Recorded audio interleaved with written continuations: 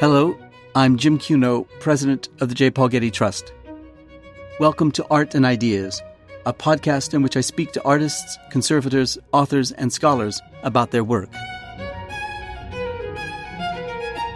Let's make the most of all these reflections, considerations that we are having these days, because these ideas are very important for the future of our museums.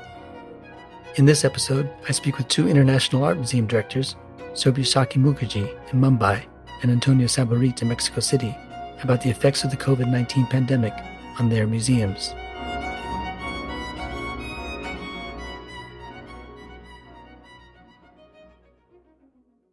A few months ago, I spoke on this podcast with museum directors from New York to Los Angeles about the effects of the COVID-19 pandemic on their museums. At the time, their museums were closed with no clear sense of when they might reopen. Since then, most of them have planned their reopening, even if it's still a month or more away. Recently, and with Neil MacGregor, former director of the British Museum, I spoke with museum directors from Mumbai, Mexico City, Shanghai, and Berlin. Neil and I first thought we'd meet in person with these directors of prominent art and anthropology museums as part of the Getty's Ancient Worlds Now initiative. This is a 10-year, multifaceted project dedicated to the study, presentation, and conservation of the world's ancient cultures. And then COVID-19 entered our lives, and one museum after another shut down and remained closed for months, dimming the prospects for our initiative. But soon enough, as these museums began to discuss reopening, Neil and I thought it would be a perfect time to talk with their directors about their experiences with COVID-19, how it affected their museums and their publics, and what it means for the Ancient Worlds Now initiative. The result is 2 podcast episodes, the first on Mumbai and Mexico City, and the second on Shanghai and Berlin. Because of time differences, we held the conversations with each director separately. Later in this episode, we'll talk with Antonio Saborit of the National Museum of Anthropology in Mexico City. But this episode begins with Dr. Sabyasachi Mukherjee of the Chhatrapati Shivaji Maharaj Vastu at Sangrahalaya, formerly the Prince of Wales Museum of Western India in Mumbai. He has been Director General there since 2007. Neil MacGregor and I spoke with him on June 12th. So Mukherjee, thank you for joining us on this podcast episode. It's been a long time since we've talked. Yes, thank you. Thank you, Jim. Could you start by telling us about the current state of affairs in your museum, how you're doing during the pandemic, and if you've had other issues to deal with other than the pandemic? The lockdown period has been extended until 31st June. This is for the second time government extended the lockdown period. And the museum remained closed to the public since 15th March. We are working about 8 to 10% staff working in the museum practically every day. At the moment, we are struggling here with the maintenance of building and collection. And of course, dealing with the budgetary deficit, that's a huge headache at the moment. We had a huge problem with the museum building conservation project. We initiated the conservation project in 2019 November as part of our centenary celebration. Everything was going well, and then all of a sudden, the lockdown, so they could not complete some of the work, and that created a huge problem for the museum.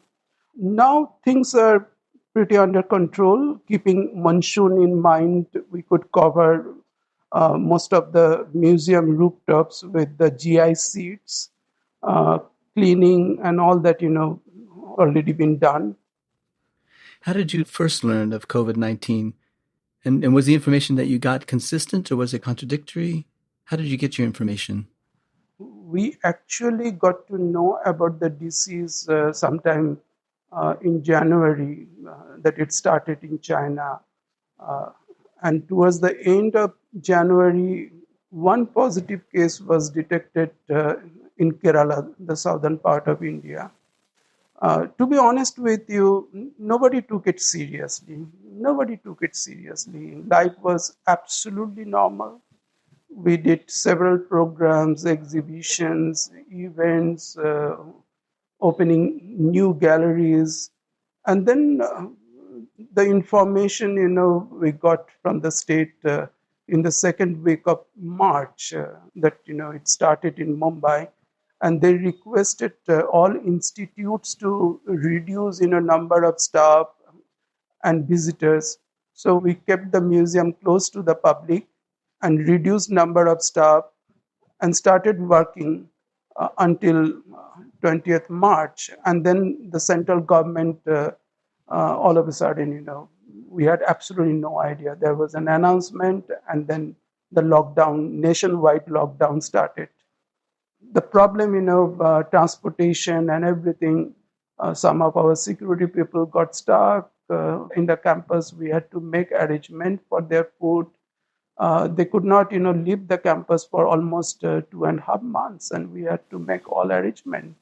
So it was quite a nightmare. And the building conservation, as I said, stopped all of a sudden.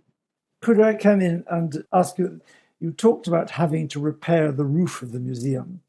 Now, as we all know, Mumbai is a huge city where everybody depends on public transport, and all public transport stopped at 4 hours' notice. How on earth did you manage to get a workforce to come to repair the roof before the monsoon, before the possible cyclone? Oh, it was a painful exercise. We call it, preventive measure, pre-monsoon preventive measure. And then the question was, if you want to start pre-monsoon preventive measure, then you are expected to accommodate laborers within the campus. There are families living within the campus. So we waited a little longer, and we were not very confident that the consultant and the contractor can manage. And we found some agency who was willing to come and do the work, and they ensured that they will look after their staff and they will be doing everything. And they completed the entire work within 15 days' time. We had to accommodate 12 people, so they camped within the campus, but the agency looked after them, the food and everything, they took the responsibility. We just provided a separate space. So at first it was a public health issue for you. Did it become a financial issue quickly thereafter? The finance, yes, the moment we declared closure, we started working on that. So there were two teams. One team, we constituted a task force for business plan and whatever our, fixed income and how to cut down the expenditure. And then the other team started working on maintenance of collection and the building conservation project. So what we did immediately from 1st April, reduction of staff salary. There was a kind of ratio formula. The ground level staff won't be affected much. The middle level and the senior level staff, 10%, 25%, and 35% reduction. And that helped museum immensely. And then there was another issue, contract staff. We have a little over 100 contract staff. So what to do with the contract staff? There, we took decision on humanitarian ground. Museum will not terminate a single contract staff. And most of the contract staff, they were working under projects supported by corporate sponsors. So we continued them, and then we decided when their contract gets over, we don't continue immediately. We be little selective. Only selected people will be continued for the project. Today evening, I was busy with the Planning and Finance Committee. We took many decisions, good decisions, to cut down the budgetary deficit. At the same time, if there is no business for a year, that we sustain, healthy. So that remedial measure was taken. The decision is a remarkable one, that the staff agreed, all of them, to take a cut so that everybody could remain in the institution. How did you manage that discussion? Was that a discussion, first of all, with senior management? What kind of debate went on inside the museum? Yes, you are right, Neil. We had a discussion with the senior management, We also started a kind of dialogue with the staff. They were worried about their sustainability. They knew that the museum is not supported by the government, and whatever management does for them, that will be accepted to them. So when the decision was taken, it was shared with the staff in a very diplomatic manner, and staff accepted it. Till date, I don't remember a single complaint we received from the staff. That's a very remarkable achievement, I think, in building a community inside the museum. At what stage did this become a matter of discussion with your trustees? You're unusual, I think, in India in having trustees on the British and American model. We started discussion, I think, in the third week of March. Lockdown started from 21st March, and immediately we started our discussion. I was constantly in touch with the chairman and the Planning and Finance Committee, and then we shared our concern with the rest of the trustees, and they all, approved the idea, and they said, "Go ahead and do it." And when this happened, were you caught by surprise, or did you have any kind of contingency plans already in place for a health emergency? What we did, thanks to our enlightened trustees and the staff, we could create a separate contingency fund a couple of years ago. Never ever thought that we have to face this kind of situation, but that was created for emergency purposes.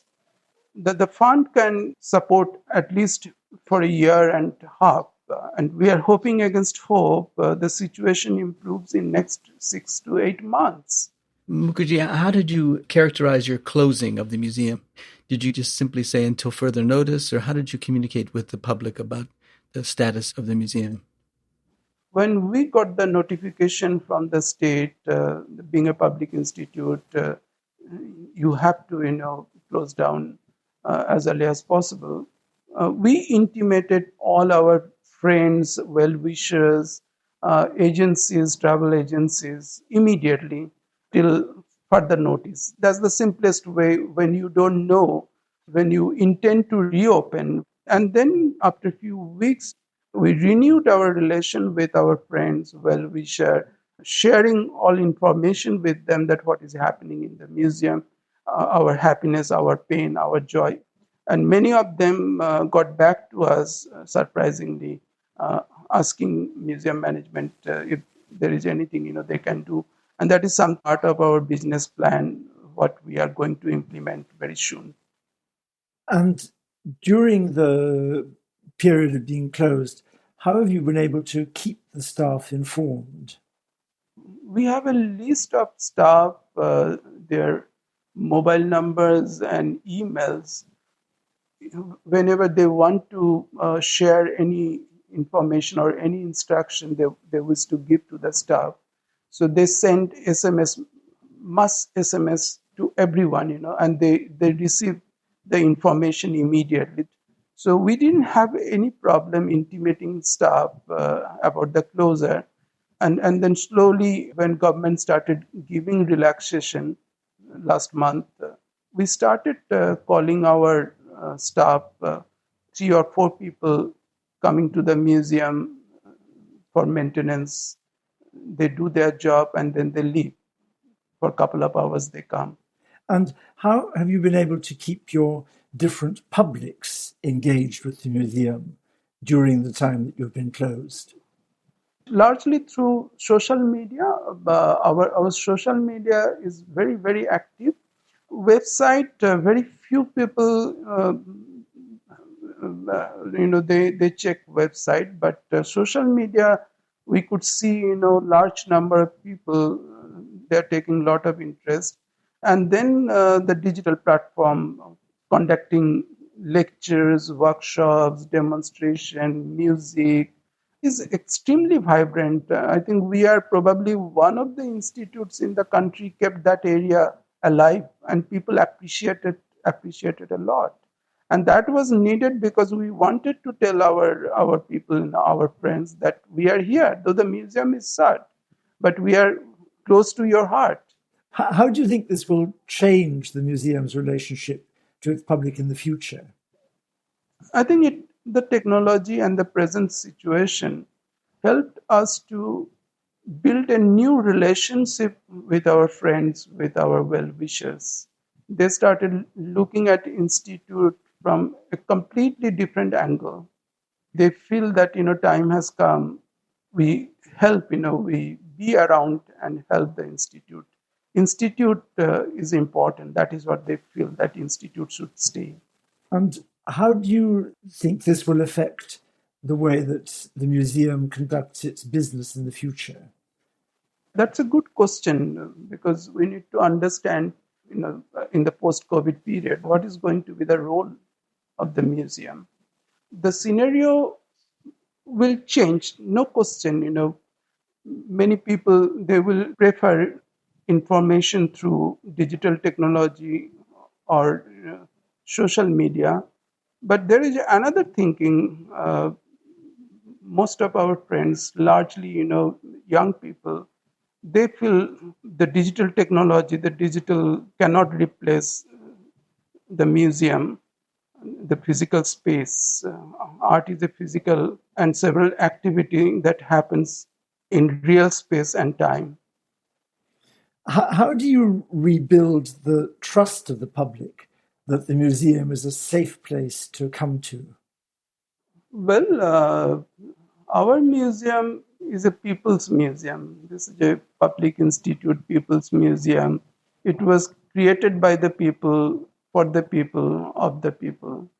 We are not supported by the government. So I'm 100% sure when we reopen, when we share our collection, our stories of people, people will come around.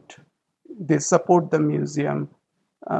It won't be much difficult for the management to rebuild if they develop the way, with sensibility, sense and sensibility, they are handling the present situation.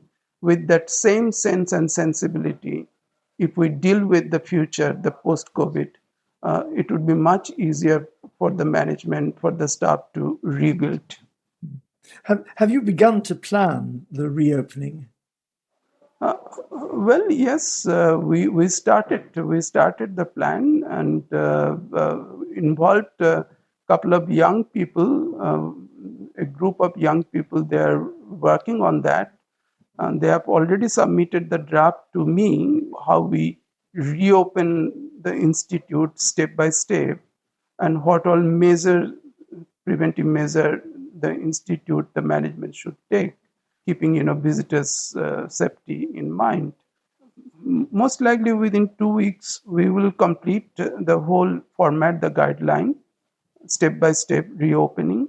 The only problem we are facing in our country, in Europe and America, even on ground level, staff, they have their own vehicle. But here in India, 85 to 90% staff, they don't have their own personal vehicle. They depend on public transportation. So that is the major problem. If public transportation system restored, I don't see much problem. But if that area remains, this thing, then it would be difficult for staff to visit their museum. Mukherjee, we most recently worked together on an exhibition with the British Museum and CSMBS, your museum, on India and the World.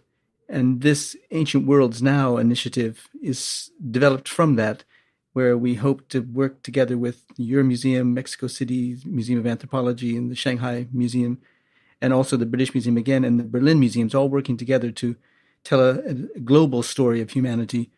What impact do you think the COVID-19 pandemic will have on the way that we work together to share collections and the knowledge in this initiative?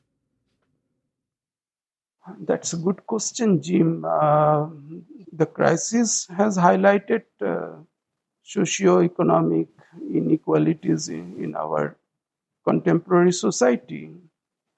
And the political situation in the world is also changing with the time. it would be difficult for us to anticipate what will be the situation after 6 months. As an institute, we are open to ideas. We are learning from the circumstances, how diseases have shaped our lives and made us confident to think and work as a global community to outsmart pandemic. I was wondering that part of the underlying story that these working relationships will tell is about the interrelatedness of the world's cultures and the global contacts that were made even in ancient times. And that is now more poignant because of the way the pandemic has spread internationally, globally. That story need to be told, and we need to share, our story with others. It would be interesting for people to know the story, the global story of humanity. We have everything to share. There is nothing to hide. What do you think the long-term legacy of COVID-19 will be on your museum? Yes, it will leave a mark on the institute, on humanity. But it is also true, the history of infections or infectious disease is also the history of individuals. These are part of our body.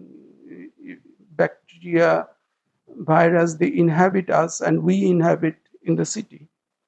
But the point, I'm trying to make, it is not the first time. The pandemic we are facing at the moment is not the first time. Even the plague, in 1896, that was more dangerous than the present COVID. Even the influenza, 1918, smallpox, 1890, millions of people died. And it took time to overcome. The present COVID, yes, we will be losing many lives, there is no question. But there is a hope. The pandemic is also an opportunity, looking at different issues, because there are many things we ignored in past, even the climate. Climate was completely ignored, and today we understand the importance of climate, the importance of environment. A lot of things went wrong with the urban planning. The inequality in our society. Now the poorer, they are most vulnerable to this disease. There are areas, the slums, where 10 people, 15 people living in 10 feet by 10 feet room. So these are the things exposed by the disease. And these are the things we need to rectify, we need to understand to face, the future pandemic. On our museum, the experiences we pass through and we are already passing through, everything we are recording for the future. And we also started collecting some evidences, COVID-related evidences, information in the city and in the country for the future. Maybe in future, that information will help policymakers, urban planners. Many things went wrong with the present planning, and that learning will help the future. Well, thank you very much, Mukherjee, for joining us on this podcast. It's always great to talk with you, and we wish you the very best and the safest future. And we look forward to working together on the Ancient Worlds Now project once we emerge from this pandemic. And Neil, as always, thank you. Thank you. Thank you, Jim. Thank you very much. Shortly after speaking to Dr. Mukherjee, Neil MacGregor and I spoke with Dr. Antonio Saborit. Antonio is the director of the National Museum of Anthropology in Mexico City, a post he's held since 2013. Antonio, it's great to be in your company again, if only virtually. Last time we were together was about 3 months ago, and we were talking then about prospects for the future. And now, of course, the future is clouded with the pandemic and COVID-19. What's the current state of affairs in your museum and in Mexico City generally? Well, the museum is closed to the visit since the middle of March. Just after we left, we were there in the early part of March. Yeah. but we have been working in the museum in a couple of projects that we had started early on at the beginning of the year, and we had to move on because both are very important. One of them has to do with the pond in the main yard of the museum. A water pond, huh? Exactly. You would say maintenance, but it's more than that. And the other one is the installation of the new equipment for the detection of smoke and prevention of fire in the museum. We've been working on this project since a couple of years ago, and we had started in January to install the installation of this equipment. And originally, we thought that we'll have to work by night because the National Museum of Anthropology, it is impossible to close the museum. And now the museum is closed, and we are working all the time on both projects. So we are, in a way, very happy with them. And most probably we're going to finish early on. At the same time, we're working on the galleries, cleaning them. The museum is shining. We are working with having in the horizon that day when the museum will open its doors again. Yeah, when did you first learn of COVID-19, and how did you hear about it? And what kind of information did you get? I mean, it must have happened very rapidly because, as I said, we were together just a few months ago and just before you closed the museum. It's a very interesting question. One of my favorite books is Daniel Defoe's Memoir of the Plague, or the Journal of the Plague Year. I teach this book each semester. It's one of my favorites. And I think this helped, gave me some sensibility to the news that I read in the newspaper, what was going on in Wuhan. And I said to myself, oh my God, this is coming. The wave is coming toward us sooner or later. And in February, I was really worried about what I read in the newspapers. So we bought this gel for the visitors, for their hands. Hands washing, yeah. And having had in 2009 the experience of H1N1 pandemic in Mexico, and in fact in Mexico City, everything was closed for a couple of weeks. This concern grew rapidly among my colleagues in other museums. I think that those of us that work in these places where so many people gather daily were really worried about the health of people in general. So when the Mexican government, particularly the Ministry of Education, announced the end of classes 2 weeks before the break of Holy Week, I was really happy. It was a very clear announcement that finally here something was happening towards this threat. Immediately, our visitors understood what was going on. How did you communicate your closing to the public? It was a public announcement, not made by the museum, but by the Ministry of Health, saying that museums and schools and offices were closed. Did it quickly become a financial issue for you? Yeah, it's very strange. It's a very interesting paradox. Normally, the public museums are always on dire straits in their financial life. And at least right now, it seems that the public museums are better, not I wouldn't say prepared, but they're in better conditions than private museums that depend directly on their visitors and all the services that those museums offer. We knew that the budget would drop, but it is not exactly how I would like to phrase it, because if you close the museum, of course your expenses go down. I knew immediately that this was going to be a very long suspension of activities in our museum. and in our society in general. The National Museum of Anthropology belongs to the National Institute of Anthropology and History. And we were sure that security, maintenance, and cleaning would still be working during all the year. We have the funding for these three very important aspects. And in a way, I was relaxed, so to speak, with it. Yeah, that's very reassuring. Antonio, you're a state museum, so you don't have trustees in the British or the American sense. What kind of structure do you have for governance to make these decisions and to discuss these things? Let me tell you about our trustees. It is not exactly trustees in the American or Anglo-Saxon understanding of the term. It's more like a society of friends of the museum or something like that. People that gather in order to get funds for the museum. And in fact, these two important projects that I mentioned at the beginning of our conversation, we owe them to them. Yes. Did you have any contingency plans in place for an emergency of some sort, of this kind of dimension? No, no. We are living a very unusual situation. I think for everybody, it's brand new.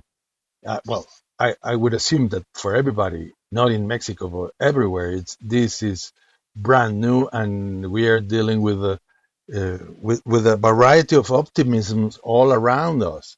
No, someone said that we will be back to normal in 2 months, in 2 weeks, in 4. I'm a historian, remember, and I say to my friends in Zoom, well, let's do some rehearsal of our Christmas dinner now in order to get it fit for December, because in December we will be where we are.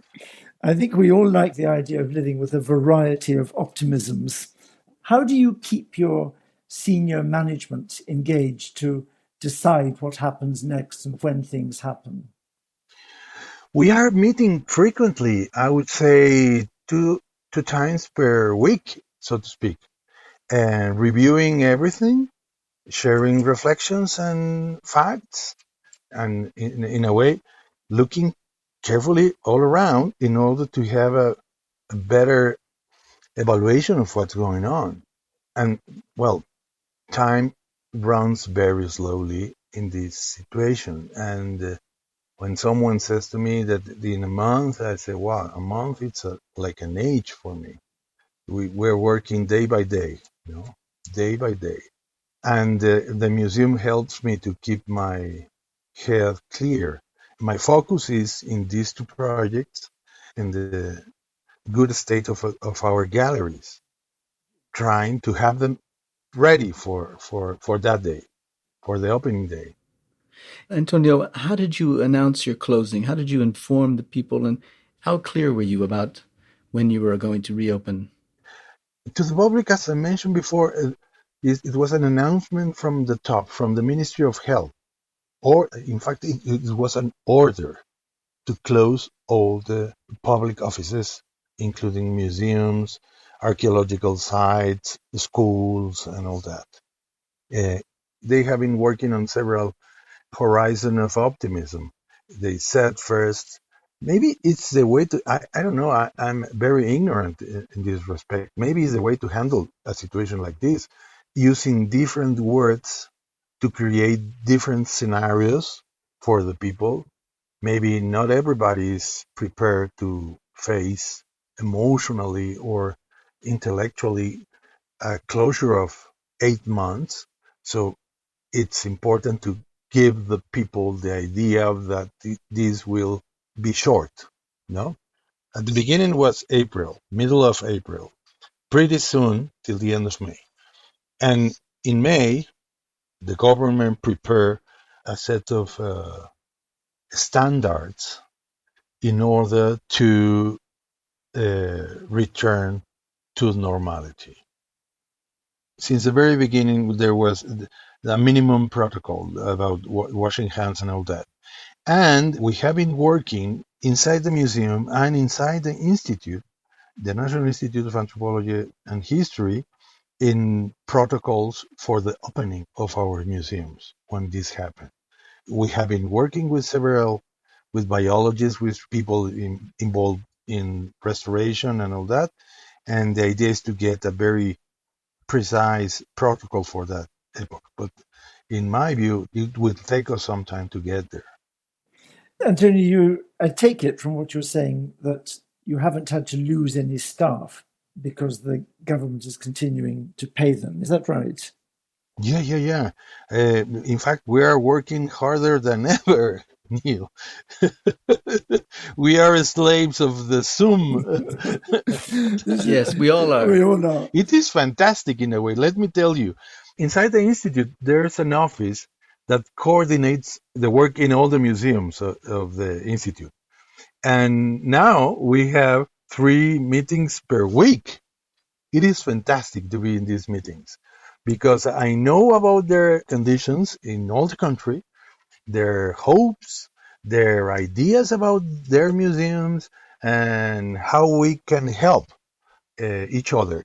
So you're closer to your other colleagues in the museums across Mexico than you were before. Yes, exactly. Let me tell you this. More than a year, almost 2 years ago, we began to meet in a sort of seminar with the curators of the ethnographic section of the National Museum of Anthropology. We want to change what we have, but radically. And as you know, everything is very slow in a museum. Now we have 1 meeting per week, and we are working faster than before. We're very enthusiastic. It's really fantastic. So in a way, we are closer. Yes. What you're saying, Antonio, makes the point that your museum, the National Museum of Anthropology, is one of the great symbols of Mexico. How have you been keeping the Mexican public, your publics, informed of what's going on and what you're planning for the future? We keep alive our Twitter account and our Facebook account to communicate what we do. We have a YouTube channel, and through this channel, we show a lot of the material that we have. In our web page, you can get a virtual access to the galleries of the museum. It will never replace the physical visit to the museum, but at least that's what we have right now. And do you think it will change your future relationship with your public? Yeah, I think we've got to think in new tools to better our link with our public. When I was invited to be the director of the National Museum of Anthropology in 2013, I received the museum with 1 million visitors per year, more or less. We were heading toward our 50th anniversary, 2014, and we began slowly to upgrade these numbers till this year, when we received in the first 3 months of the year 900,000 visitors just before we closed. But we were deeply concerned about the quality of this visit. We have been working on how to enhance the quality of the visit, not just a walk in the museum, but to offer more to them. I think that we have to create new tools for everybody. We were right then thinking in tools for the teachers, a sort of handbook of how to use and exploit and understand what we have in the museum, and in this way help these teachers to give to their kids more information, more accurate information, and up to date to them. At the same time, I have been working hard on enhancing the museum, this side of the museum, as an archive, as a fantastic place for do research. And how do you persuade the public that this will be a safe place to visit when you do reopen? Yeah, that's a fantastic question, Neil. Let me tell you this anecdote. After the earthquake in 2017, I was flying from LA to Mexico City. The earthquake happened when I was flying. It was a nightmare for me. I finally arrived at the museum in the night at 10. I was almost all by myself with the security team, and nothing happened in the museum. Immediately that same day, our teams began to check everything inside the museum. By the end of the day, we knew that the building was all right. Next day, Wednesday, all the teams began to work to collect those objects that fell. We had really minor casualties inside. It's 17 pieces or something like that. Nothing to worry about. And the government gave the order to close everything. Everything. We had several reviews by several teams from the government of Mexico City, from the federal government, from our own institute, and finally we invited the doctor of the house, an engineer, fantastic engineer that helped us with these things, and he went in on a Saturday. It's almost 2 weeks later, and we walk all the museum, and finally he said that the museum is safe and sound. By then, we opened. And we had an academic activity that afternoon at our main auditorium. Well, at 5 o'clock. The auditorium was packed, full, people standing there, almost 400 people. And I told to the public, welcome to the museum. I'm here supposedly to tell you who these two guys are, but I have to tell you thank you very much to be here in the museum. This morning, we had the last of several reviews of our building, and the National Museum of Anthropology is safe and sound. And everybody clapped, almost a standing ovation, And I told them, but you didn't know that, and you still came here. Thank you for your trust. And then again, another big applause. So the people trust in the museum. It's like a cornerstone, It cannot fail. The National Museum, it cannot fail. That's a marvelous position to be in. Yes, exactly. But at the same time, it's a huge responsibility. What do you think will be the impact of COVID-19 on your international work? The National Museum of Anthropology is a major international player. What impact will this have on that role? Well, I think that in a couple of years, we will back to normal. I'm sure of this. So let's make the most of all these reflections, considerations that we are having these days, because these ideas are very important for the future of our museums.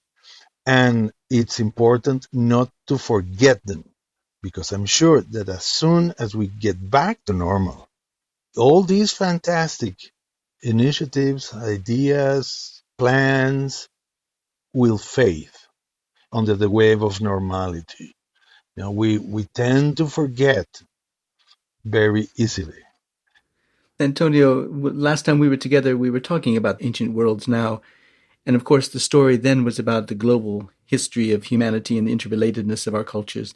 And one aspect of that must now be the spread of pandemics. This is the way we will be working together with the Mumbai Museum and the Shanghai Museum and the National Museum of Anthropology in Mexico City, and together with the British Museum and the Berlin Museums to tell these global stories of humanity. What do you think about the story that must be told with COVID-19 now as part of the initiative that we're talking about, the Ancient Worlds Now?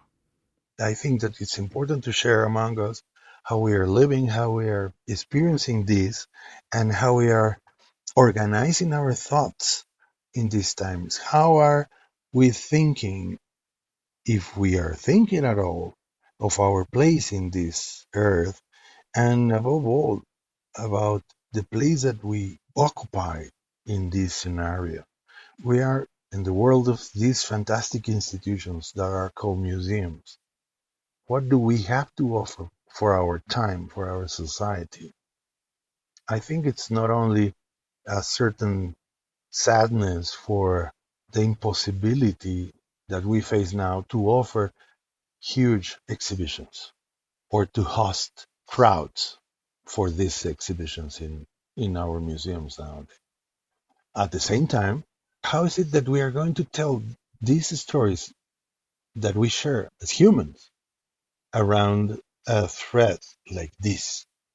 No, we need to talk a lot, to read a lot, to write, there's a lot of work for us. Let's work together. There is a project. Yeah, but to where? We do agree on something, the essential. Let's work together. Let's work together. Yeah. Well, Antonio, we're thrilled by your optimism, buoyed by your optimism about the future of not only this globe, but also the project that we're talking about. So I want to thank you for giving us so much of your time this morning. And Neil, I know I always want to thank you for being part of our project. Thank you, James. Thank you, Neil. Thank you very much.